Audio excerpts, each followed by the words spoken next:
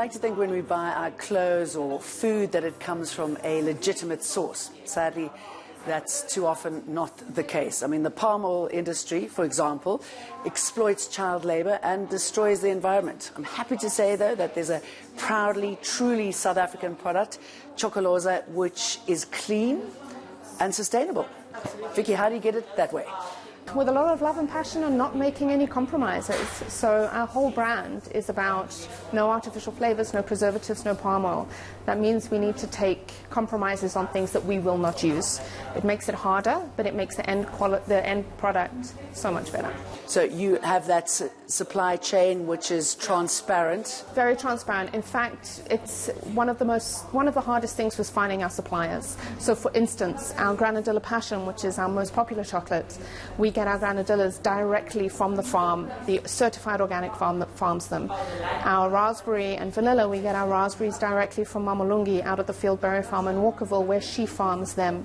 So we deliberately try to purchase from small local suppliers that we've physically been to and seen. And empowering women along the way. We're a team of 16 women, and I feel very strongly that if we're going to make a slight dent at all, just be part of the solution, then we need to uplift our women. The economic impact of being sustainable and taking this sort of model, what is it? So what that means for us is we are deliberately trying to attract conscious consumers. We're not trying to be the cheapest, we're trying to be the best. So the people that come through the door and buy from us are people that are already paying attention to where does their food come from, what's in it, how is it made, has it been made in China and imported, or has it been made locally and created jobs? How do you become a chocolatier? You need a lot of passion. So for me, I got into it because chocolate is two things. It's science and it's art, and those are my two passions in life. I was lucky enough, I actually have a background in environmental law and sustainability, and that career took me to Belgium where I discovered good quality chocolate, but I don't have a sweet tooth. So it was only when I tasted good quality chocolate that I really thought I can make something of this. And where's the science in it? So when you see people tempering chocolate, they're not really tempering chocolate, they're tempering the cocoa butter. And the cocoa butter in good quality chocolate is what gives it its flavor. It melts in our mouths, right? So it melts at the body temperature, which palm oil doesn't, which is why it tastes different. There's also a lot of science to the recipes that we make. If we get 10 kilos of granadilla from Ganaco out in Muldersdrift, we need to understand what is the proportion of the fruit in the recipe that we're going to make, because we make our own recipes, we don't copy other people's. So you definitely need an understanding of the science of chocolate. So where exactly do you make the money in making of chocolate? The chocolates that we sell here, they are made here directly at the back, and that's where our income comes from.